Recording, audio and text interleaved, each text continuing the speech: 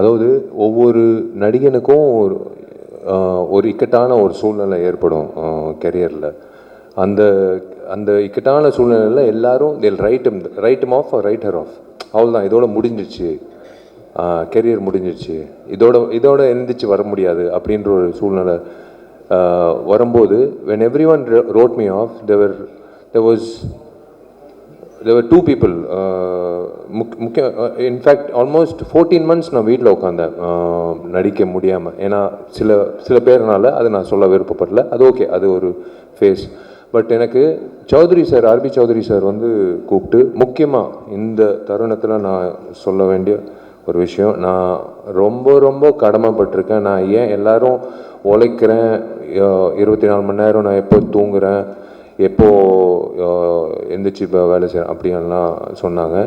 உண்மையிலே ஒரு வருடம் வந்து என்னோடய பர்சனல் லைஃப் ரொம்ப ரொம்ப பாதிச்சு இருந்தாலும் இந்த படம் நல்லா வெற்றிகரமாக வரணுன்றதுக்காக என் கூட இருந்து என் கஷ்டங்களில் என்னை ஊக்கப்படுத்தி என்னை வந்து இந்த நாள், இந்த நேரம், இந்த நொடி உங்கள் முன்னாடி இவ்வளோ பாசிட்டிவாக நிப்பாட்டினதுக்கு காரணமாக இருந்தால் என்னை வருங்கால் மனைவி, என்னோடய துணைவி சாய் தன்ஷிகாவுக்கு வந்து நான் ரொம்ப ரொம்ப கடமைப்பட்டிருக்கேன். நன்றி சொல்லணும். பிகாஸ் வேறு யாராவது தான் பிச்சுக்கிட்டு ஓடிட்டு இருப்பாங்க நேரம். இந்த ஆள் இருக்கானே ஜான் விஜய், முதல் தடவை ஜான் விஜய்னால் ஜாதி சண்டைனால் நான் வந்து லயோலா காலேஜில் எனக்கும் இவனுக்கும் சம்மந்தமே கிடையாது. ஃபஸ்ட் டைம் ஆக்சுவலாக அப்போ தான் எனக்கு தெரியும் ஜான் விஜய் என் சீனியர், அவ்வளோ க்ளோஸ் கூட இல்லை. ஆனால் இவனால் வந்து ஒரு பெரிய கலவரமே நடந்தது லயோலா காலேஜில். நான் இப்படி நின்றுட்டுருக்கேன், வந்து எங்கே இருக்கான் அந்த ஜான் விஜயன் தெரிலங்க, அவர் எனக்கு தெரியாதுங்க, சீனியரு, நானே எப்போயோ ஒரு வாட்டி தான் கிளாஸுக்கு வருவேன், தேடிட்டு இருந்தாங்க ஜான் விஜய்க்காக. அப்போலேருந்து தெரியும் இந்த மனுஷன்.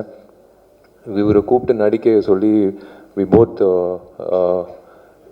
அந்த நடிக்க ஆரம்பிக்கும் போது ஜான் எப்போவுமே வந்து ஃபுட்டேஜ் இவ்வளோ கொடுப்பாரு, எல்லாமே நல்லா இருக்கும், ஆனால் எல்லாமே சாப்பிட முடியாது இல்லையா, ஓரளவுக்கு தானே நம்ம பசிக்கு, அவ்வளோதான், அதுதான் எடுத்துக்கணும். ஜான் ஒரு குழந்தை மாதிரி.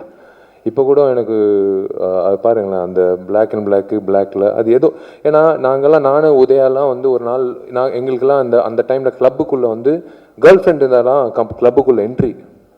அப்போது நாங்கள்லாம் வந்து ஐ திங்க் ஸ்கூல் தானே ஜான், அப்போ நாங்கள்லாம் நின்றுட்டுருக்குறோம் கிளப்பில். என்ட்ரியில் ஒரு தலைவர் நம்பால் ஒரு லுங்கி, ஒரு சட்டை, ஒரு கூலிங் கிளாஸு, அப்போது ரேபேனு, அது வேறு, அது நான் சொல்லக்கூடாது, அது டிஸ்க்ளைமர் கார்டு வச்சுக்கிட்டு அவர் பாட்டு உள்ள பவுன்ஸ் தள்ளுற யாரு நம்ம டெப்யூட்டி சிஎம் எல்லாம் நின்றுட்டுருக்கோம், நாங்கள்லாம் நின்றுட்டுருக்கோம்.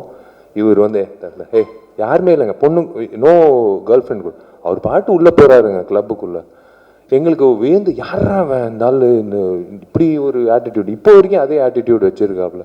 அதுதான் நான் பயன்படுத்தினேன் இந்த படத்தில் வந்து பயன்படுத்தியிருக்கேன். இன்னொன்று முக்கியமாக எனக்கு இளையராஜா சாருக்கு நான் மிக்க நன்றி சொல்லணும். நான் மிகப்பெரிய ரசிகன். அவரை நான் பயன்படுத்திக்கிட்டு இந்த படத்தில் வந்து நான் ஒரு விஷயம் பண்ணியிருக்கேன். எனக்கு பிடிச்ச ஒரு கிராஃப்ட் இதுங்க, 35 வருஷத்தோட கனவு. இந்த இடத்துல வந்து நான் உண்மையிலேயே வந்து எங்கள் அப்பாவுக்கு நான் நன்றி சொல்லணும். எப்படி நீங்கள்லாம் இப்படி காத்துட்டு இருந்தீங்களோ, கிட்டத்தட்ட ஒரு 4.5 மணி நேரம் வந்து அவர் நின்றுட்டு இருந்தார். நான் அர்ஜுன் சார்கிட்ட உதவி இயக்குனராக வேலை செய்கிறதுக்கு நான் கேட்கும் போது அவர் ஷூட்டிங்கில் இருந்தார். பட் 4.5 மணி நேரம் நின்னார். வேணாப்பா, தெரிஞ்ச அர்ஜுன் அங்கிள் தான், எனக்கு எத்தனையோ வருஷம் பழக்கம். பட் இருந்தாலும், இல்லைடா நீ அசிஸ்டன்ட் டைரக்டராக சேர போகிற, ஸ்கூலில் உனக்கு கேட்டு இப்போ எப்படி அட்மிஷன் நின்னனோ அதே மாதிரி உனக்கு நான் நின்று நான் உனக்கு வேலை வாய்ப்பு கேட்க போகிறேன் அப்படின்னு சொல்லி நின்று எனக்கு ஊக்கப்படுத்தி என் கனவை நினைவாக்கின எங்கள் அப்பாவுக்கு நான் வந்து நன்றி தெரிவித்தே ஆகணும்.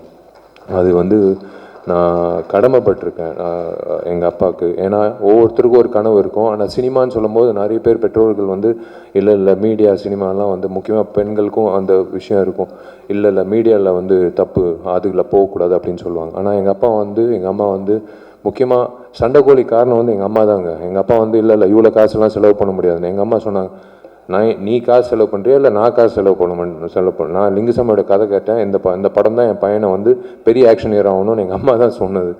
ஸோ அதுதான் வந்து இன்றைக்கி எங்கள் அப்பா அம்மாவோட அந்த அந்த ஒரு அவங்க கொடுத்த அந்த நம்பிக்கை தான் 35 வருஷம் கழிச்சு today I'm standing in front of you as a director. Of course ghost direction okay, but அஃபிஷியலாக விஷால் என்ற 45வது புதுமுக இயக்குனர் 99வது படம் ஆர்பி சௌத்ரி சார் சூப்பர் ஃபிலிம்ஸில் நிற்கிறது பெரிய விஷயம். I should really thank my குருநாதர் Arjun sir, action king Arjun sir. அவர் என்னை நடிக்க வச்சார். டே தேரிக்கே வெய்டா அந்த கிளாப் போர்டு வந்து நடிடான்னு சொல்லி அன்றைக்கி நடிக்க வச்சு என்னை வந்து ஃபோட்டோ ஷூட் பண்ணி என்னை வந்து நடிகராக வந்து போய் நடிக்க ஆரம்பிடான்னு சொன்னது அவர். இன்றைக்கி நான் இயக்குனராக ஆகிறதுக்கு காரணம் அவர். உண்மையிலே அவருக்கு நான் அவர்கிட்ட கற்றுக்கிட்ட விஷயங்கள். ஏன் ஜிவி வரல, நான் ஜிவி பிரகாஷ் டார்லிங்கு இந்த இப்போ ஆர்ஆர் போயிட்டுருக்கு. நான் இப்போ இழுத்தேன்னா ஆகஸ்ட் 14 என் படம் ரிலீஸ் ஆகாது. அவர் ஆர்ஆர் வாசிச்சிருக்கார், 2 திரைப்படம் வருது. ஸோ அதனால் வந்து அஃப்கோர்ஸ் டெஃபினெட்லி விஸ்வநாதன் சன்ஸும் டெஃபினட்டாக நல்லா ஓடணும், மகுடமும் நல்லா ஓடணும் நான் வேண்டிக்கிறேன். வழக்கம் போல் விஷால் வருவான், அடிப்பான், ரிவெஞ்ச் எடுப்பான். இல்லை, இந்த இடத்துல ஒரு விஷயம் இருக்குது. இது விஷால் படத்தில் மட்டும் இல்லை, எந்த திரைப்படத்தில் இந்த மாதிரி ஒரு கிளைமேக்ஸ் காட்சி வந்திருக்காது, வரல, எனக்கு தெரிஞ்சு வரல. டெஃபினட்டாக last I don't think any one will do it or I don't know அந்த மாதிரி அமைஞ்சிருக்கா எனக்கு தெரியல. தேங்க்ஸ் டு உமாதேவி மேடமோட வரிகள் அண்ட் திலீப்போட அந்த புரிதல், திலீப்போட கொரியோகிராஃபி. நாங்கள் வந்து we try to do something magical to that last 8 minutes of the film Magudam. I am looking forward. அதே ரோஹிணி தியேட்டர் நான் எப்படி எனக்கு பிடிச்ச நடிகர் விஜய் இன்றைக்கி சிஎம்மாக இருக்கார், அவர் வந்து நான் ரசித்து பார்த்துருக்கேன். அதே ரோஹிணி தேட்டரில் தான் நானும் திலீப்பும் அந்த காட்சிக்கு எப்படி கைத்தட்ட போகிறாங்கன்னு நான் பார்க்க போகிறேன். The best revenge is to ஸ்மைல்னு இப்போ இது முடிஞ்சோடனே கூட இருக்குது, தடைகள் இருக்குது.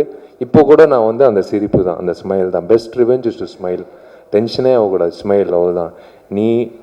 உன் பாதை, நீ வெற்றி நோக்கி போகிற இடையில வர தடைகளெல்லாம் அப்படி தூசி தட்டி போயிட்டே இருக்கணும்.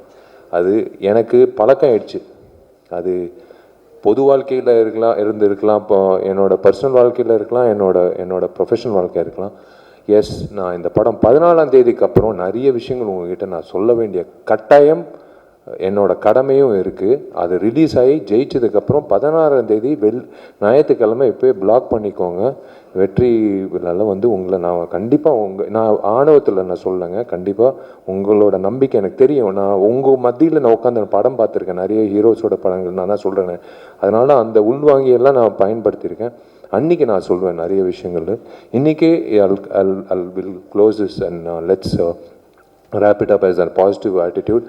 I am hoping to see you all the same. இதே மாதிரி உங்கள் அபிமான திரையரங்குகள் நீங்கள் இந்த மாதிரி உட்காந்து என்னோட திரைப்படத்தை பார்த்துட்டு எனக்கு நீங்கள் சொன்னீங்கன்னா அதை விட எனக்கு மிக சிறந்த ஒரு சந்தோஷம் எதுவுமே இல்லை. I'm looking forward to. God bless you. Thank you. Love you.